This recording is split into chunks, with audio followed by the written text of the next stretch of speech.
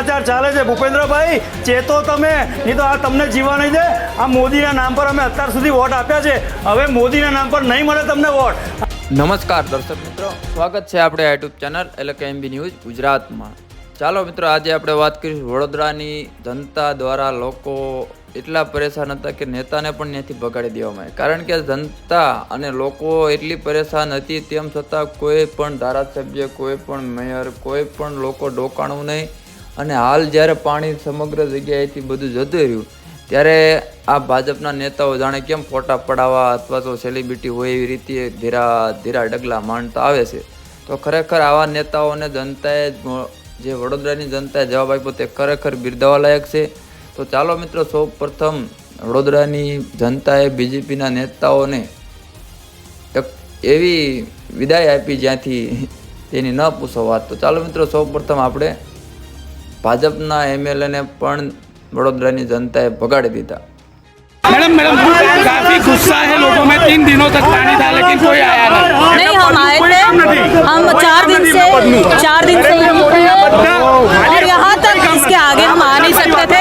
पानी का करंट बहुत था, लोगों का गुस्सा भी व्याजबी है, हम लोगों को कुछ नहीं बोले, इनका गुस्सा व्याजबी है। और आज जो कामगिरी वो सफाई की है, यहाँ तक ही आ पा रहे थे, कल हम आगे आ नहीं पा रहे थे, तो करंट इतना था पानी का।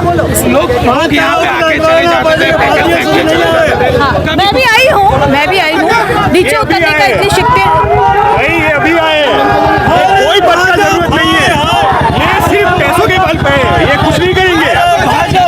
ट्रैक्टर आ रहे थे यहाँ पे, बिल्कुल मैं बोल रही हूँ, उनका गुस्सा व्याजबी है। यहाँ पे आ रहे थे, ये नहीं आ सके। मैं कल यहाँ तक ट्रैक्टर में घूमी पूरा, और जहाँ हमने फूड पैकेट दिया वहाँ तक हम पहुँचे हैं। हम लोग कल 2700 फूड पैकेट 6 बजे में इस एरिया से निकले, पिछले 3 दिन में यहाँ पर थी।